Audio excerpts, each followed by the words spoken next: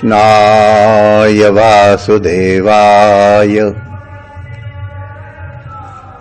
हरये परमात्मने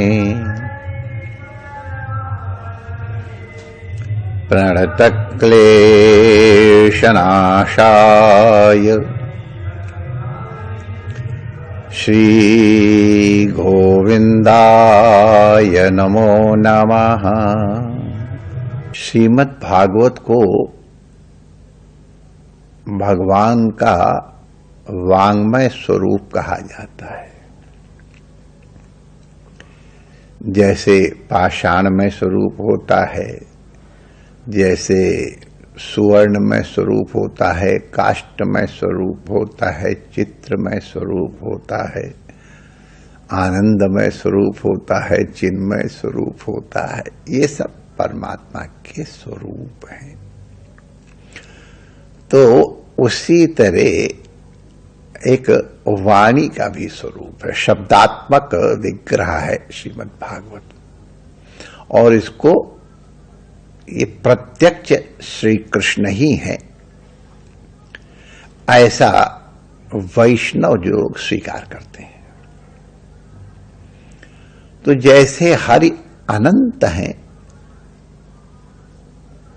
उसी प्रकार उनकी लीला भी अनंत है।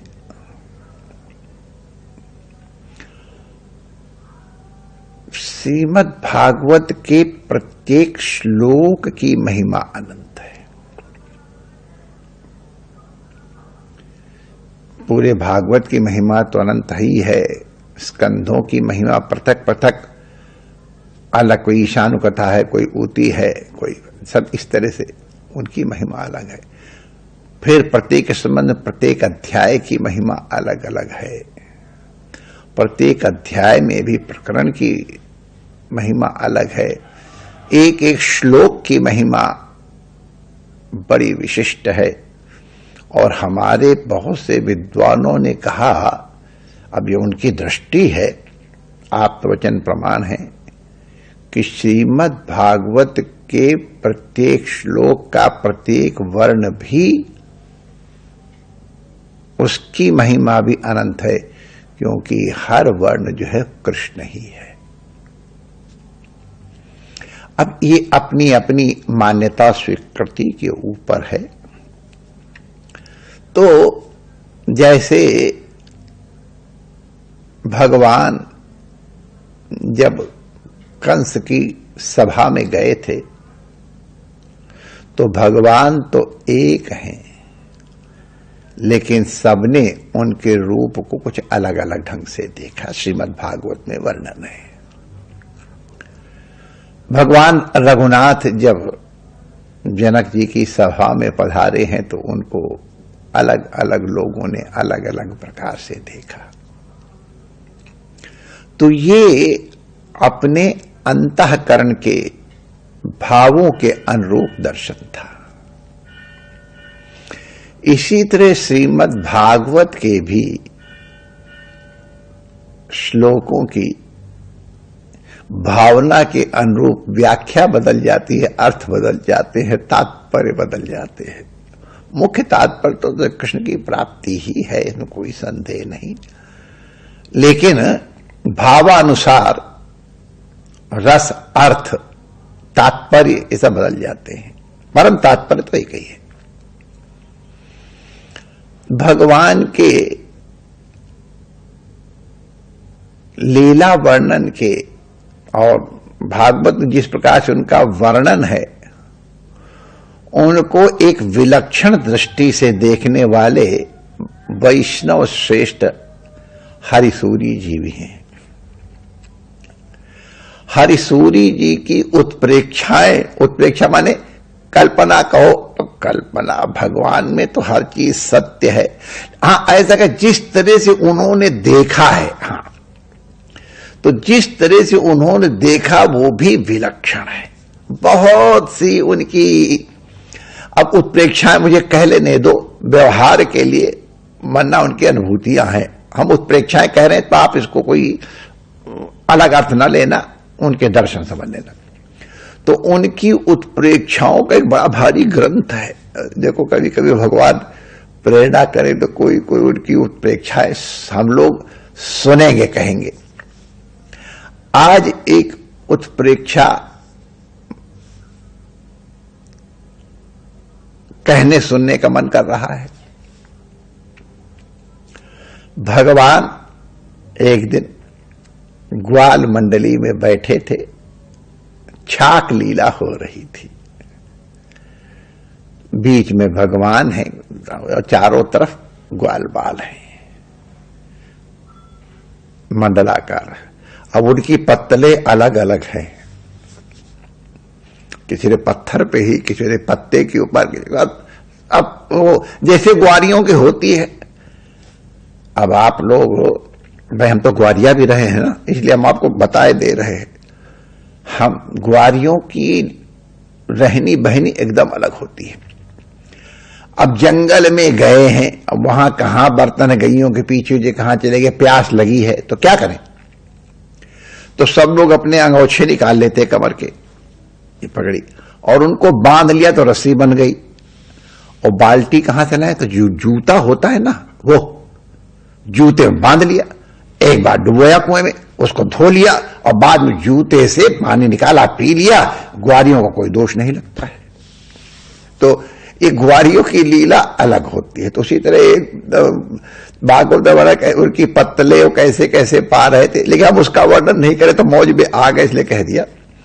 तो भगवान बीच में विराज रहे हैं और चारों तरफ करके ग्वाल मंडला बैठा है और वो परस्पर भोजन का आनंद ले रहे हैं, भगवान के दर्शन का और भगवान के प्रसाद का आनंद ले रहे हैं। बड़े आनंद की लीला हो रही है। उसी समय बालकों की दृष्टि भगवान से हटी, भोज और रस से हटी। अरे हमारे बछड़े कहां चले गए?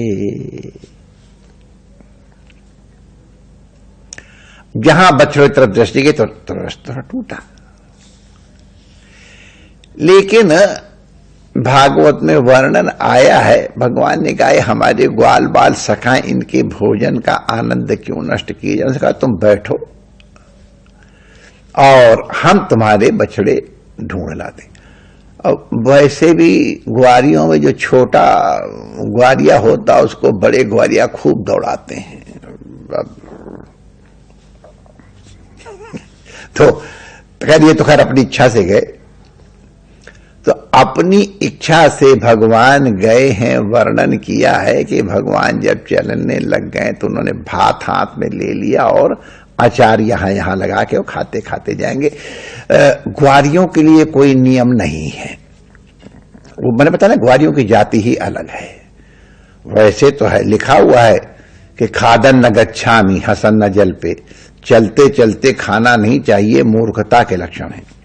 मूर्खता के लक्षणों में आया है खादाम में हसन न जल पे, कृतम न सोचामि, कृतम न सोचा, खादन न गच्छामि हसन न जल पे, गतम न सोचामि कृतम न मन्ये, द्वाभ्याम तृतीयो न भवामि राजन, किम कारणम भोज भवामि मूर्खा। तो चलते चलते भोजन करना मूर्खता के लक्षण हैं। ठठा रहे हैं और बोल रहे हैं, अरे हंस लो फिर बोलो, या बोल लो तब हंस लो। कोई चीज बीत गई है तो उसको फालतू, अरे अब तो बीत गई तो बीती ताई बिसार दे, आगे की सुध ले। लेकिन उसको भी सोचते रहना है क्यों हुआ, कैसे हुआ, ये भी मूर्खता के लक्षण। कुछ अगर अपने से हो गया उसको अपना अभिमान लाए, वो भी अपराध है। और कहीं दो जने आपस में बातचीत कर रहे हो तो अनइनवाइटेड तीसरा आदमी नहीं जाना चाहिए। अगर जाता है तो उसकी मूर्खता के लक्षण है। ये चलो बता दिया गया व्यवहार के लिए, लेकिन ग्वारियों में कुछ नहीं है। ग्वारियों में सब नियम कानून, इनमें जितने हमने बताए हैं कोई नहीं चलते हैं। तो भगवान ने हाथ में भात लिया, भात में मषण कवलम लेकर के और फलानी उनके उंगलियों में लगा करके और खाते चल दिए। तो अब इस घटना को हरिसूरी जी विलक्षण दृष्टि से देखते हैं। भगवान अपने भक्तों का परिश्रम नहीं करना देखना चाहते, खुद दौड़ करके करते हैं।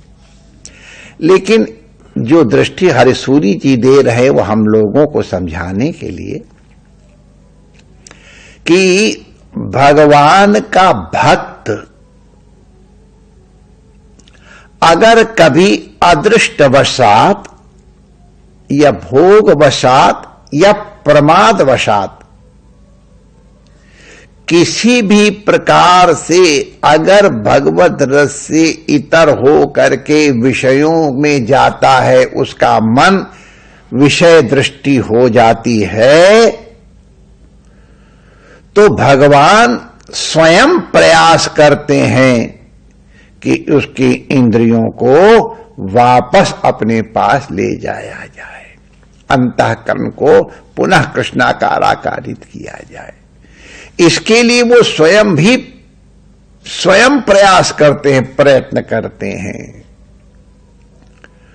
नारद जी का उदाहरण हम लोगों ने देखा, विश्व मोहिनी के मोह में पड़ गए, भगवान और साधन कर सकते, भगवान ने स्वयं चेष्टा की। भगवान की भक्त परवशता है। न मे भक्ता प्रणश्यति कौन्तेय प्रतिजानी है, पक्का कर लो, मेरे भक्त का नाश नहीं होता है। क्यों? योगक्षेमम वहाम्यहम्, मैं अपने भक्त का योगक्षेम का वहन मैं स्वयं करता हूं। तो इसलिए अगर भक्त कभी इस रस से ऐसे अलग भी होता है तो भगवान प्रयास करके उसको पुनः विषयों से या जहां जहां उसका चित्त वृत्ति गई है उसको पुनः वापस ले आते हैं और स्वयं प्रयास करते हैं उसके लिए। अनायास ही भक्त को प्राप्ति, ये भगवान की भक्त परवशता की दृष्टि की है हरिसूरी जी ने। एक और उन्होंने दर्शन किया है कि भगवान के पत्तन में तो बड़े माल टाल थे, सब गोपियों ने बड़े बड़े बनाए थे, चुचेवा, मोहन भोग, खस्ता, कचौड़ी और नक्कारे वाली पूरी और रसगुल्ला और रबड़ी और सब कुछ था पत्तल पे। लेकिन चलते समय भगवान ने सब कुछ वहीं छोड़ दिया, केवल भात को लेकर के चले हैं। हमारे हरिसूरी जी कहते हैं भात को संस्कृत में भक्तम कहते हैं। भक्तम से ही भात कहा गया है।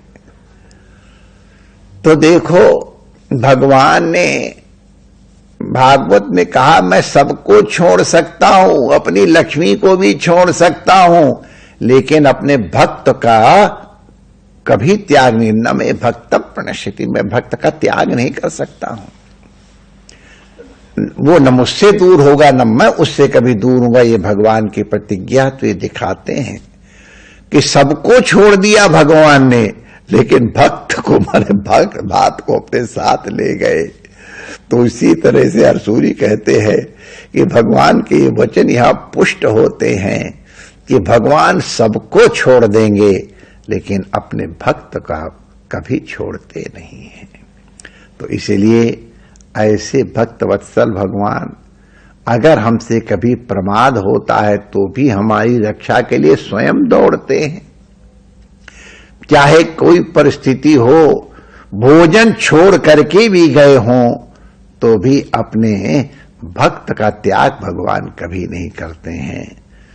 ऐसे भक्त वत्सल भगवान की अगर भक्ति में हम नहीं संलग्न हैं तो फिर हमसे बढ़ के समझदार व्यक्ति और कौन है। जय श्री कृष्ण।